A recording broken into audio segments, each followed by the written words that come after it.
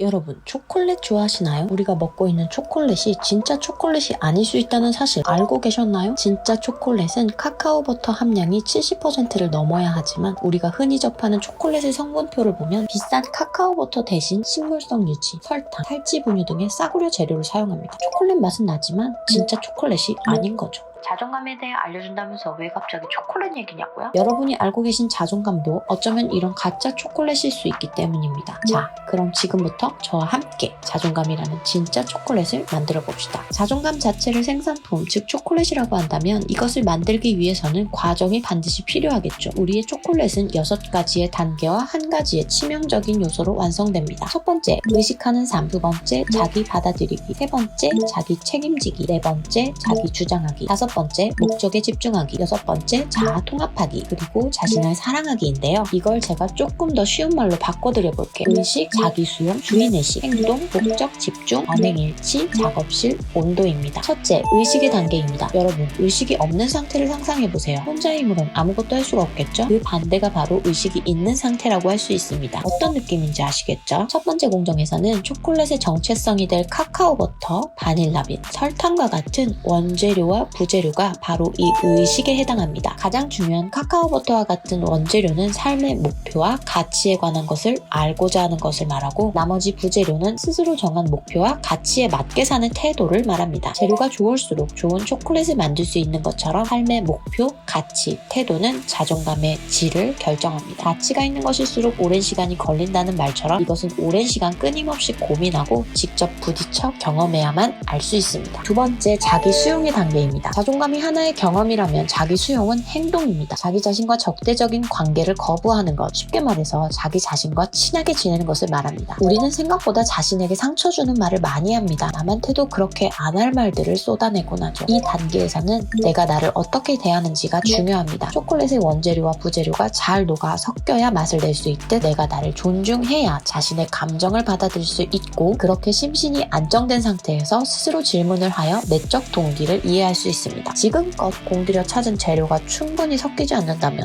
무슨 소용이 있겠어요? 세 번째, 주인의식의 단계입니다. 시작은 창대했으나 끝은 미약했던 계획표, 한 번쯤은 경험이 있으실 겁니다. 이 주인의식의 단계에서는 목표, 즉 자신이 추구하는 삶을 다른 사람이 대신할 수 없다는 것을 말합니다. 그렇기 때문에 내가 원하는 대로 살기 위해 무엇이든 기꺼이 해야만 합니다. 잘 녹은 초콜릿을 틀에 맞춰 짜주는 과정과 같다고 할 수 있습니다. 내가 정한 삶의 목적과 가치라는 틀에 재료를 채워넣는 거죠. 삑사리가 나더라도 직접 일일이 손수 작업해야 합니다. 넘쳐도 보고 부족해도 보고 폭망할 때도 있지만 멈추지 않고 계속하다 보면 진짜 내 것이 되는 경험을 할 수 있습니다. 두렵고 때로는 쪽팔려도 계속해야 합니다. 회피할수록 자존감은 훼손되기 마련이니까요. 네 번째, 행동의 단계입니다. 자신의 바람, 욕구, 가치를 존중하고 현실적으로 이것을 이룰 수 있는 방법을 적극적으로 찾는 것을 말합니다. 이와 반대되는 사람들은 자신과 가치관이 다른 사람과의 대면을 피하고 다른 사람 기분에 맞추거나 또는 달래려 하고 누군가를 조종하려 한다거나 그냥 단순히 어딘가에 속하고 싶어 합니다. 우리는 이와 반대되는 행동을 해야 합니다. 그러기 위해서는 자신의 생각이 무엇인지 아는 것과 현재에 머무르는 것이 가장 중요합니다. 틀에서 벗어난 초콜릿을 과감하게 버리고 이전 공정 과정이나 다음 공정 과정을 걱정하느라 지금 공정 과정을 소홀하지 않는 것과 같습니다. 지금 하고 있는 작업에 최선을 다하는 거죠. 다섯 번째, 목적에 집중하는 단계입니다. 운전하시는 분들 핸들 안 잡고 엑셀 밟아보신 적 있으신가요? 생각만 해도 끔찍하지만 생각보다 많은 사람들이 이렇게 삽니다. 목적 없이 사는 사람은 아무런 판단 기준이 없습니다. 이런 사람들은 우연에 휘둘리는 삶을 삽니다. 우연한 사건, 우연한 전화, 우연한 만남에 삶이 좌지우지됩니다. 반면 판단 기준이 있는 사람은 자기 능력을 활용하여 사느라 그딴 우연에 시간 낭비를 하지 않습니다. 이 단계에서는 초콜릿을 생산하는 행위 자체가 굉장히 중요한데 이 행동을 통해 초콜릿을 만드는 능력을 내 것으로 만들면서 자기 효능감을 쌓을 수 있기 때문입니다. 생산적인 일에는 자존감을 쌓을 수 있는 강력한 잠재력이 존재합니다. 그래서 자기 효능감, 즉 나는 쓸모있는 사람이다라는 경험을 할 수 있습니다. 여기서 아주 미묘한 차이가 발생하는데요. 어떤 사람은 자신이 만든 초콜릿으로 자신의 가치를 증명하려 하지만 어떤 사람은 초콜릿이 아니라 이 초콜릿을 만드는 과정 자체가 수단이 됩니다. 둘의 차이는 차이는 초콜릿을 가지고 있느냐와 초콜릿을 만드는 기술을 가지고 있느냐라고 할 수 있습니다. 뭐가 더 중요할까요? 6번째, 언행일치 단계입니다. 이전 과정에서 결정한 자신의 이상, 신념,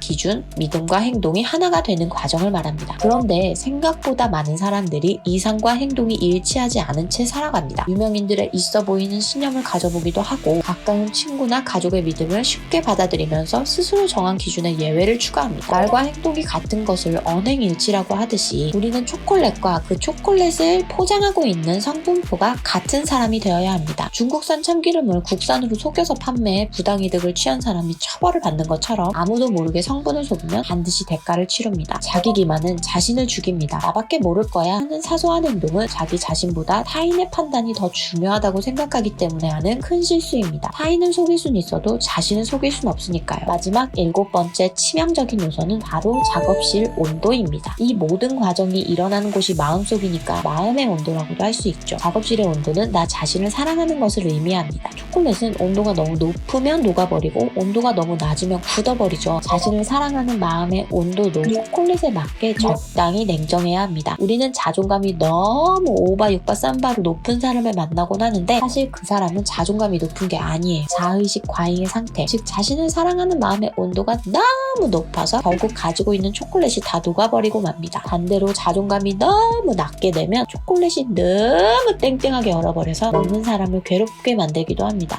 물론 녹은 초콜릿은 퐁듀로 먹어도 되고 때로는 초코아임처럼 일부러 얼려 먹기도 하지만요. 중요한 건 내 초콜릿의 적정 온도를 알고 내 마음의 온도를 조절할 수 있어야 한다는 것입니다. 사람마다 다른 초콜릿을 가지고 있기 때문에 작업실 온도도 사람마다 다를 수밖에 없거든요. 내 적정 온도가 몇 도인지는 나밖에 몰라요. 조절 스위치도 나만 제어할 수 있어요. 이것을 능숙하게 조절할 수 있는 사람만이 완전한 자존감을 완성할 수 있습니다. 우리의 자존감에도 성분표가 있다면 내 초콜릿에는 뭐가 얼만큼 들어있을까요? 내 초콜릿은 과연 진짜 초콜릿일까요? 오늘은 너세니얼 브랜든의 자존감의 6기둥을 참고하여 영상을 제작했습니다. 조 선생님께서는 평생을 자존감을 연구하신 미국의 심리학자로서 자존감의 원리를 최초로 명확하게 규명하신 분입니다. 페이지 수가 상당하고 내용 자체가 어렵게 느껴질 수도 있어요. 한국말로 읽어도 어려운데 번역된 문장을 이해하면서 읽는데 상당한 시간이 걸렸습니다. 저는 한 번 읽어서는 이해가 안 되더라고요. 그렇다고 너무 겁에 질려 도망칠 필요는 없어요. 필요한 부분만 읽으셔도 충분히 도움이 되십니다. 특히 내용은 이해가 됐는데 그래서 뭘 어쩌라는 게요? 라는 궁금증이 남는 분들은 이 책의 항목별로 실천사항이 굉장히 자세하게 나와 있으니 꼭 읽어보시고 실천해보시기 바랍니다. 저도 몇 가지 해봤는데 상당히 도움이 되더라고요. 그럼 여러분의 고급진 자존감을 응원하며 다음 영상에서 또 만나요. 안녕!